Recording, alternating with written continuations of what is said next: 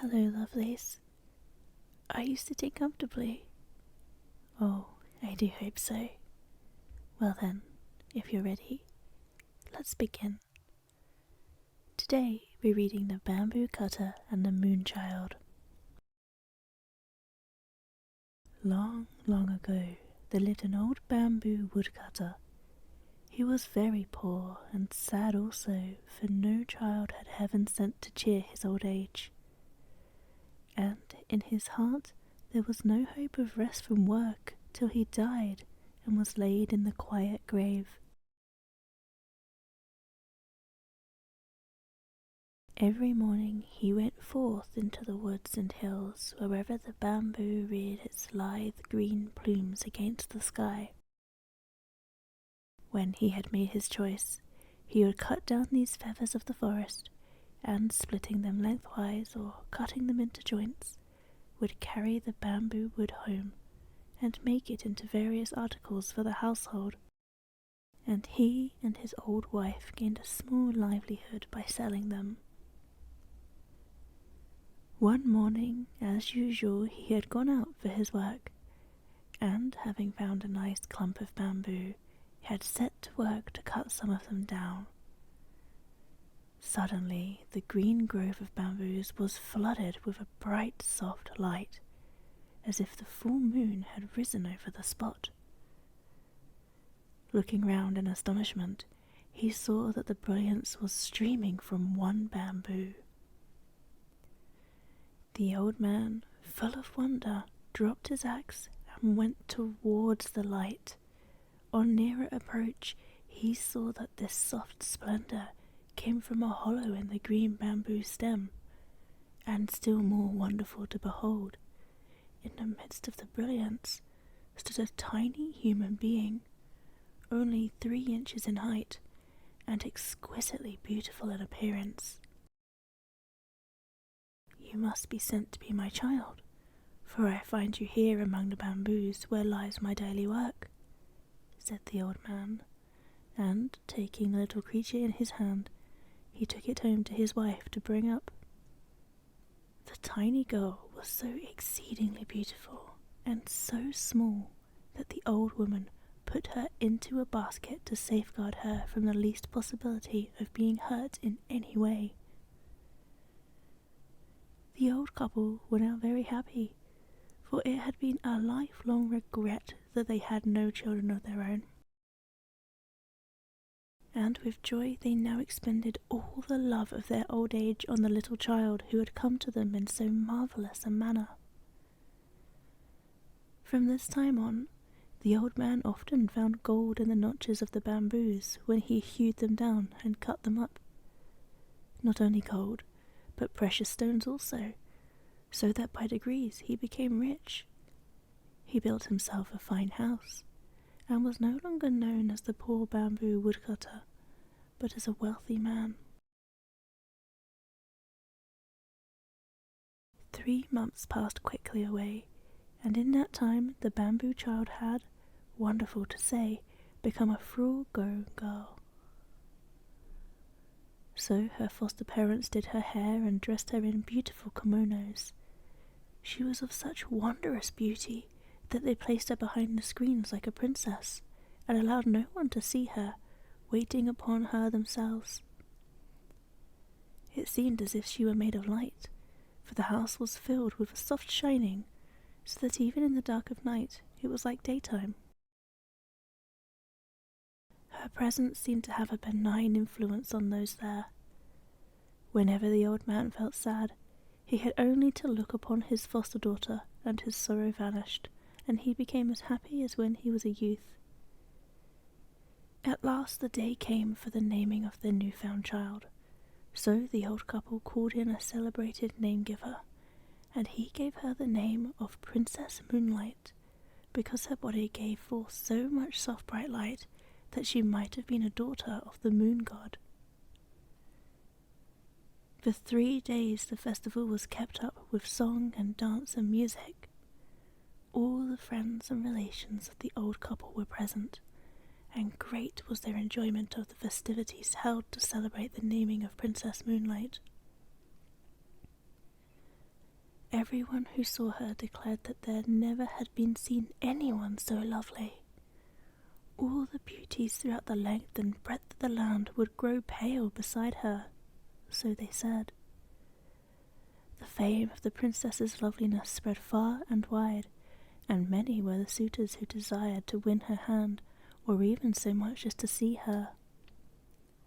Suitors from far and near posted themselves outside the house, and made little holes in the fence, in the hope of catching a glimpse of the princess as she went from one room to the other along the veranda. They stayed there day and night, sacrificing even their sleep for a chance of seeing her, but all in vain. Then they approached the house, and tried to speak to the old man and his wife or some of the servants, but not even this was granted them.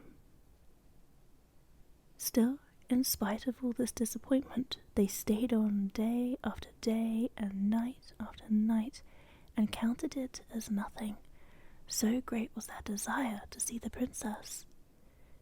At last, however, most of the men, seeing how hopeless their quest was, lost heart and hope both, and returned to their homes.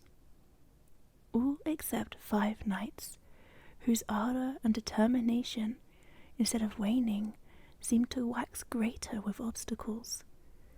These 5 men even went without their meals, and took snatches of whatever they could get brought to them, so that they might always stand outside the dwelling. They stood there in all weathers, in sunshine and in rain. Sometimes they wrote letters to the princess, but no answer was vouchsafed to them. Then, when letters failed to draw any reply, they wrote poems to her, telling her of the hopeless love which kept them from sleep, from food, from rest, and even from their homes. Still, Princess Moonlight gave no sign of having received their verses.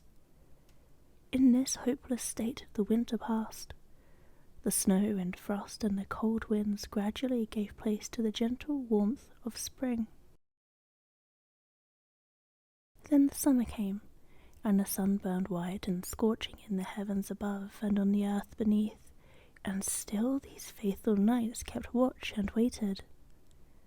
At the end of these long months they called out to the old bamboo cutter, and entreated him to have some mercy upon them, and to show them the princess.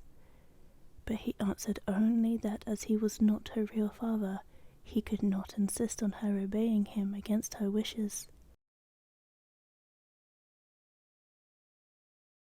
The 5 knights, on receiving this stern answer, returned to their several homes, and pondered over the best means of touching the proud princess's heart, even so much as to grant them a hearing.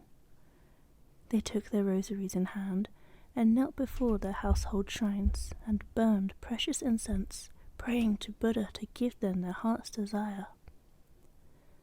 Thus several days passed, but even so they could not rest in their homes. So again they set out for the bamboo cutter's house. This time the old man came out to see them, and they asked him to let them know if it was the princess's resolution never to see any man whatsoever. And they implored him to speak for them, and to tell her the greatness of their love, and how long they had waited through the cold of winter and the heat of summer, sleepless and roofless through all the weathers, without food and without rest, in the ardent hope of winning her, and they were willing to consider this long vigil as pleasure if she would but give them one chance of pleading their cause with her. The old man lent a willing ear to their tale of love, for in his inmost heart he felt sorry for these faithful suitors, and would have liked to see his lovely foster daughter married to one of them. So he went in to Princess Moonlight, and said reverently, "Although you have always seemed to me to be a heavenly being, yet I have had the trouble of bringing you up as my own child, and you have been glad of the protection of my roof. Will you refuse to do as I wish?" Then Princess Moonlight replied that there was nothing she would not do for him, that she honoured and loved him as her own father, and that for herself She could not remember the time before she came to earth. The old man listened with great joy as she spoke these dutiful words. Then he told her how anxious he was to see her safely and happily married before he died. "I am an old man, over 70 years of age, and in my end may come any time now. It is necessary and right that you should see these 5 suitors and choose one of them." "Oh, why?" said the princess in distress. "Must I do this? I have no wish to marry now." "I found you," answered the old man, "many years ago, when you were a little creature 3 inches high, in the midst of a great white light. The light streamed from the bamboo in which you were hid and led me to you. So I have always thought you were more than mortal woman. While I am alive, it is right for you to remain as you are if you wish to do so, but some day I shall cease to be, and who will take care of you then? Therefore I pray you to meet these 5 brave men, one at a time, and make up your mind to marry one of them." Then the princess answered that she felt sure she was not as beautiful as perhaps report made her out to be, and that even if she consented to marry any of them, not really knowing her before, his heart might change afterwards. So as she did not feel sure of them, even though her father told her they were worthy knights, she did not feel it was wise to see them. "All you say is very reasonable," said the old man. "But what kind of men will you consent to see? I do not call these 5 men who have waited on you for months light-hearted.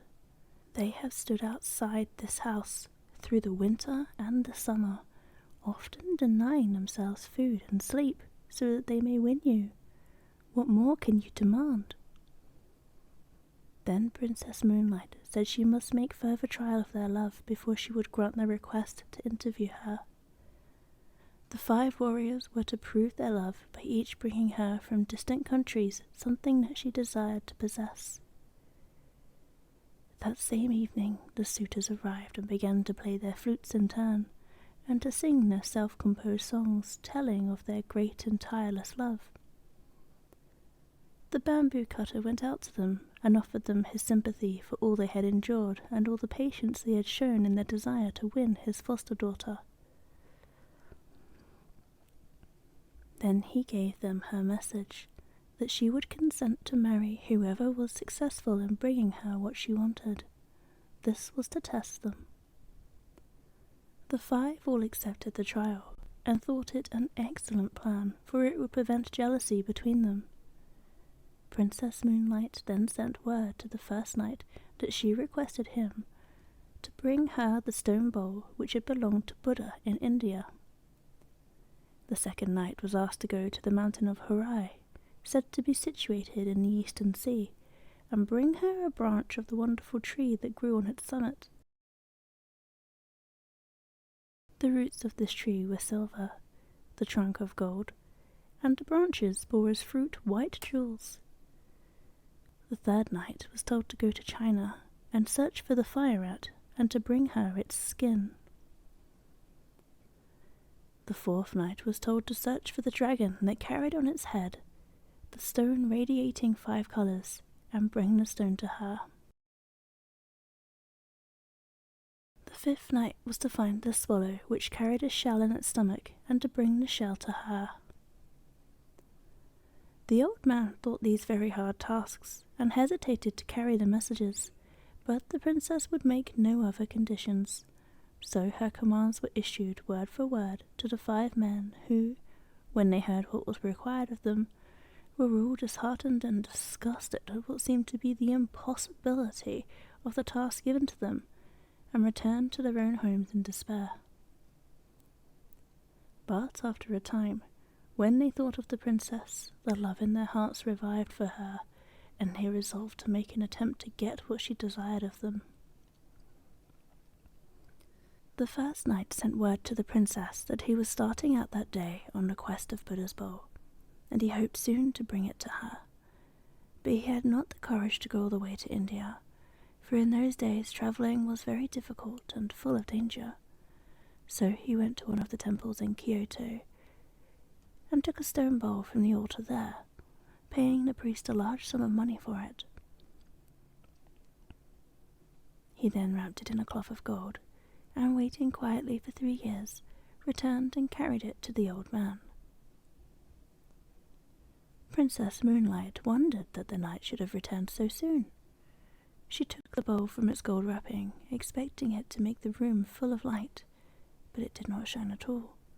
So she knew that it was a sham thing, and not the true bowl of Buddha.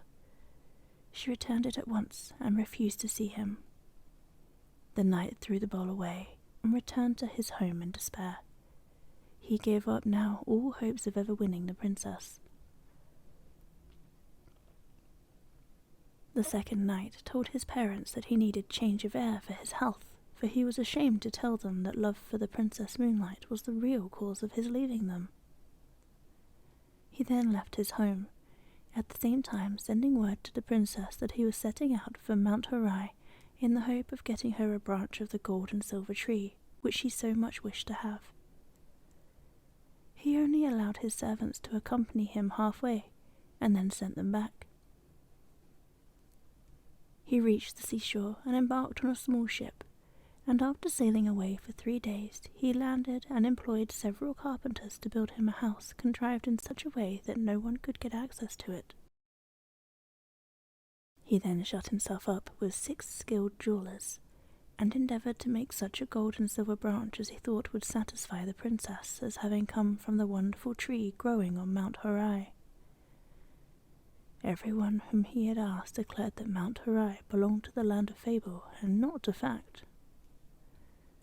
When the branch was finished, he took his journey home and tried to make himself look as if he were wearied and worn out with travel. He put the jewelled branch into a lacquer box and carried it to the bamboo cutter, begging him to present it to the princess. The old man was quite deceived by the travel-stained appearance of the knight, and thought that he had only just returned from his long journey with the branch. So he tried to persuade the princess to consent to see the man, but she remained silent and looked very sad. The old man began to take out the branch and praised it as a wonderful treasure to be found nowhere in the whole land.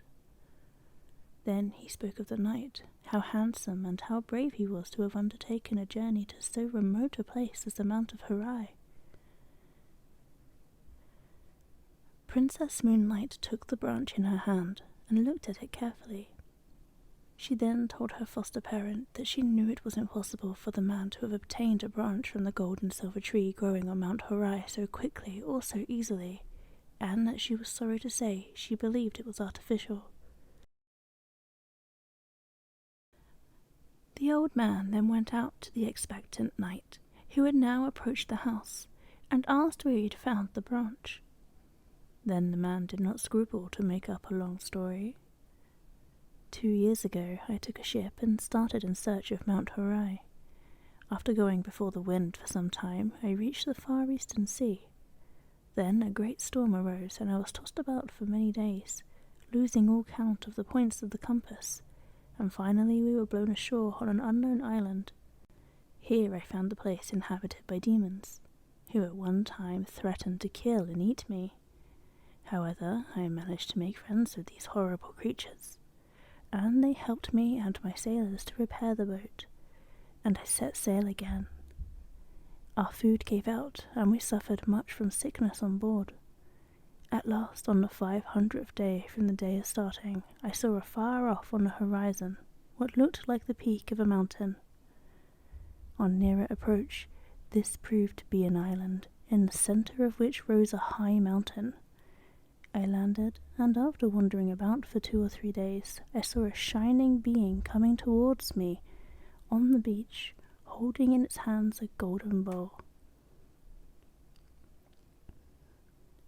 I went up to him, and asked him if I had, by good chance, found the island of Mount Horai, and he answered, "Yes, this is Mount Horai." With much difficulty I climbed to the summit. here stood the golden tree growing with silver roots in the ground. The wonders of that strange land are many, and if I began to tell you about them, I could never stop. In spite of my wish to stay there long, on breaking off the branch I hurried back. With utmost speed it has taken me 400 days to get back. And, as you see, my clothes are still damp from exposure on the long sea voyage. I have not even waited to change my raiment, so anxious was I to bring the branch to the princess quickly. Just at this moment, the 6 jewellers who had been employed on the making of the branch but not yet paid by the knight arrived at the house and sent in a petition to the princess to be paid for their labour. They said that they had worked for over 1,000 days making the branch of gold with its silver twigs and its jewelled fruit that was now presented to her by the knight, but as yet they had received nothing in payment. So this night's deception was thus found out, and the princess, glad of an escape from one more importunate suitor, was only too pleased to send back the branch. She called in the workmen and had them paid liberally, and they went away happy.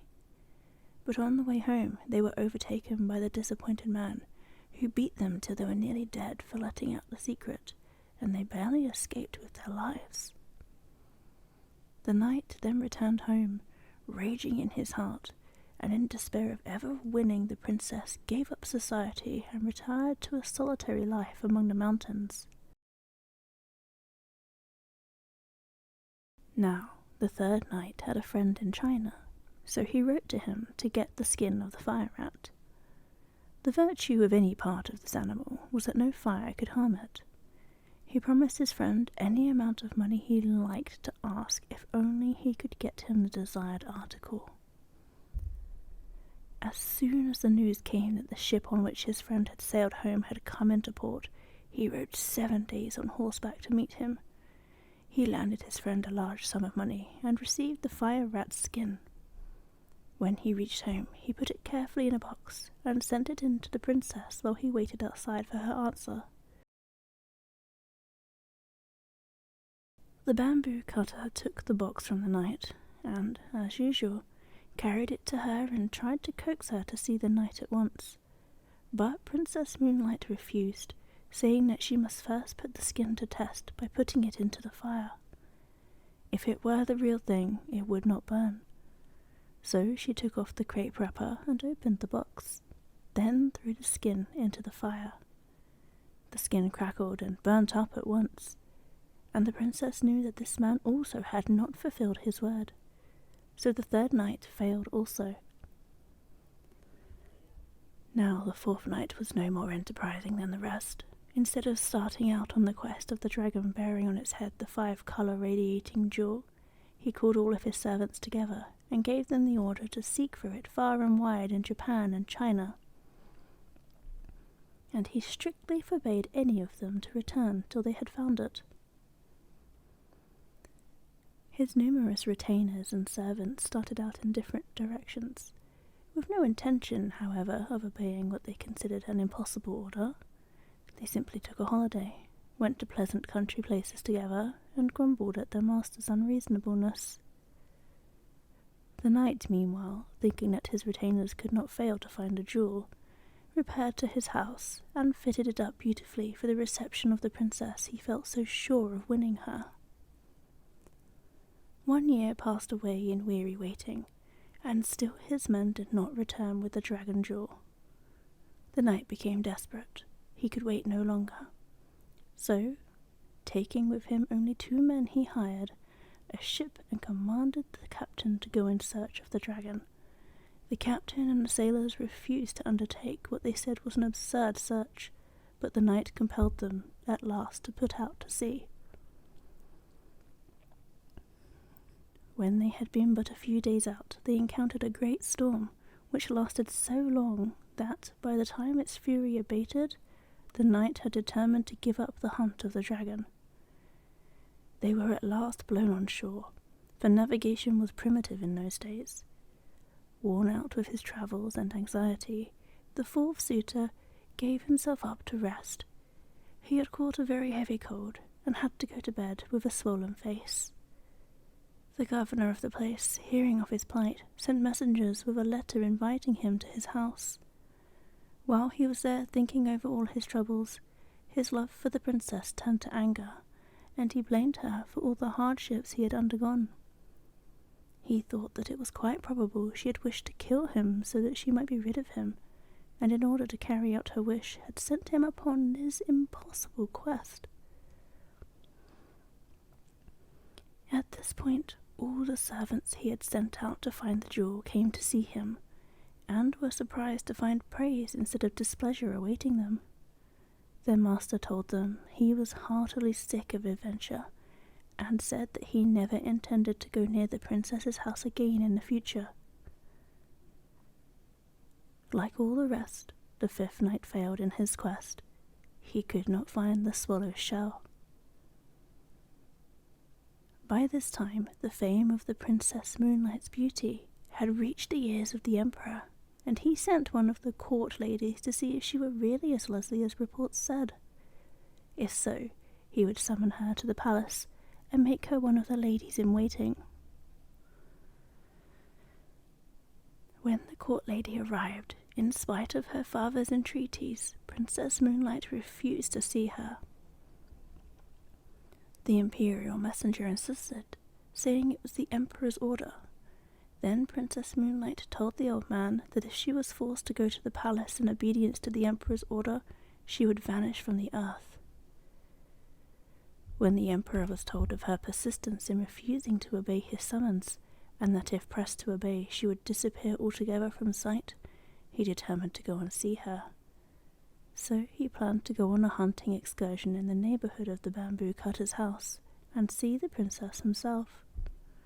He sent word to the old man of his intention, and he received consent to the scheme.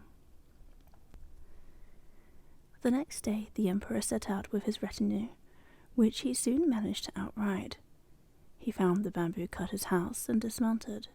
He then entered the house and went straight to where the princess was sitting with her attendant maidens.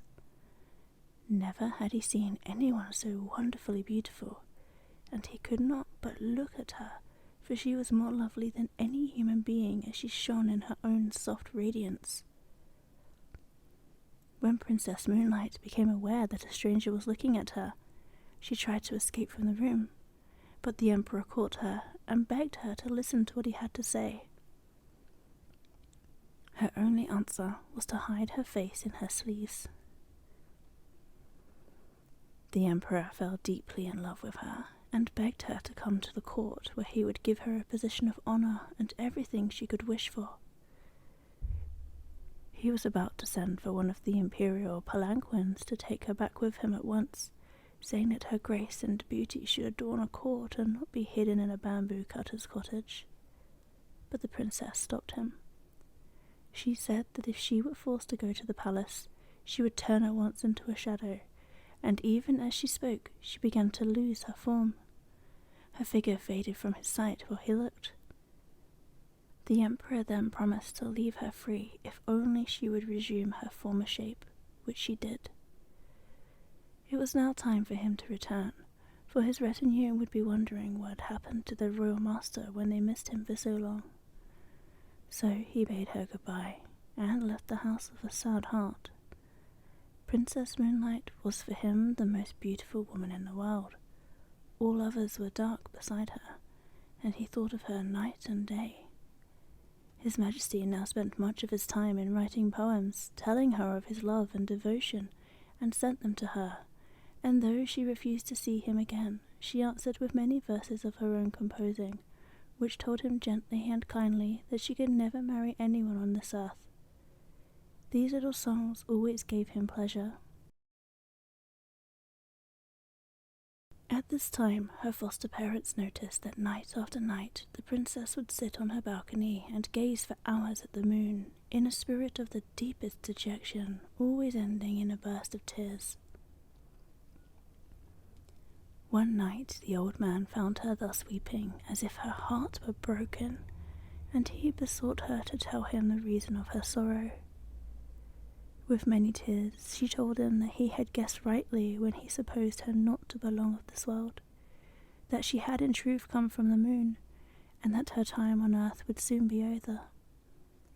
On the 15th day of that very month of August, her friends from the moon would come to fetch her, and she would have to return. Her parents were both there, but having spent a lifetime on the earth, she had forgotten them, and also the moon world to which she belonged. It made her weep, she said, to think of leaving her kind foster parents and the home where she had been happy for so long. When her attendants heard this, they were very sad, and they could not eat or drink for sadness at the thought that the princess was so soon to leave them. The emperor, as soon as the news was carried to him, sent messengers to the house to find out if the report were true or not. The old bamboo cutter went out to meet the imperial messengers. The last few days of sorrow had told upon the man. He had aged greatly, and looked much more than his 70 years. Weeping bitterly, he told them that the report was only too true, but he intended, however, to make prisoners of the envoys from the moon, to do all he could to prevent the princess from being carried back. The men returned and told His Majesty all of that had passed. On the 15th day of that month, the emperor sent a guard of 2,000 warriors to watch the house. 1,000 stationed themselves on the roof, and another 1,000 kept watch round all the entrances of the house. All were well-trained archers with bows and arrows. The bamboo cutter and his wife hid Princess Moonlight in an inner room. The old man gave orders that no one was to sleep that night. All in the house were to keep a strict watch and be ready to protect the princess.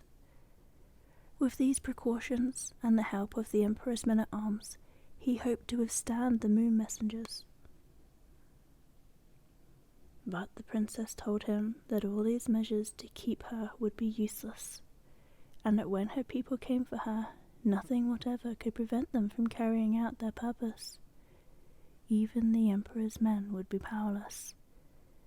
Then she added with tears that she was very, very sorry to leave him and his wife, whom she had learned to love as her parents, that if she could do as she liked, she would stay with them in their old age, and try to make some return for all the love and kindness they had showered upon her during all her earthly life.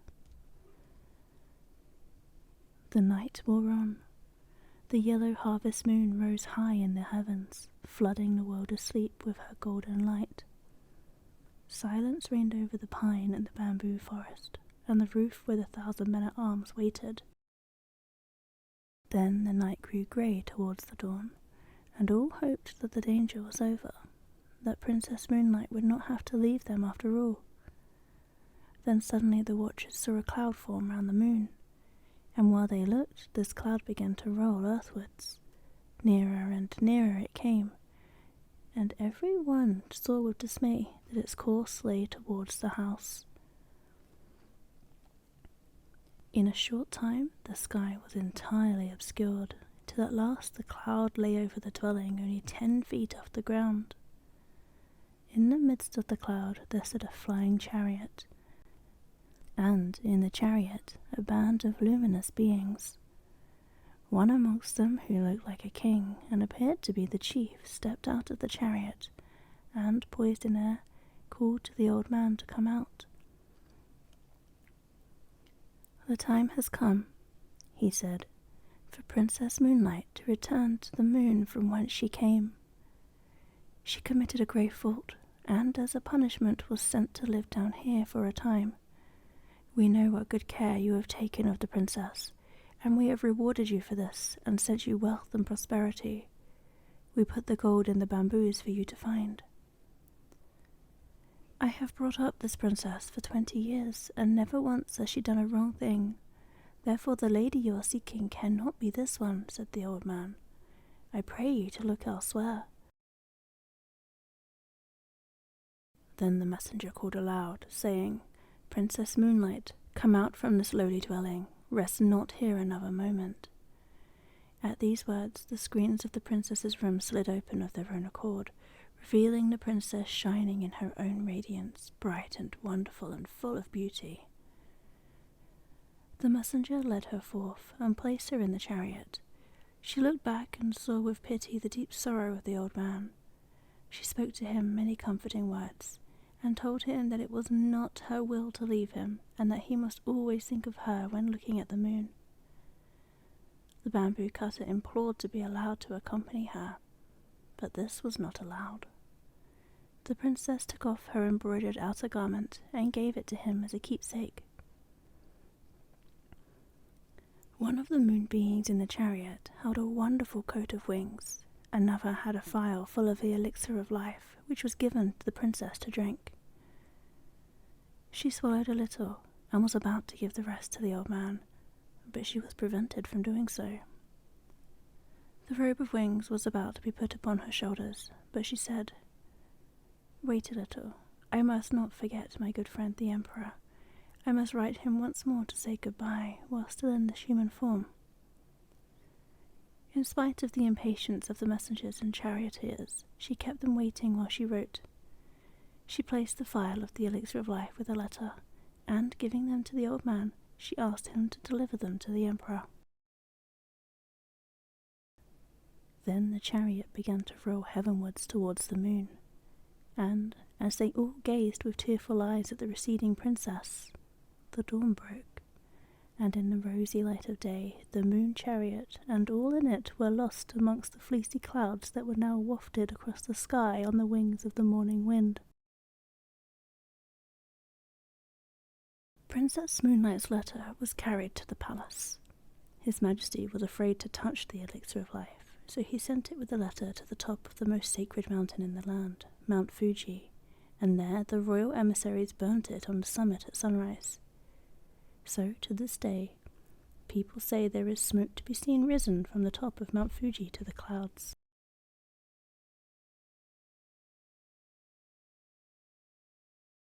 I do hope you enjoyed that, my lovelies.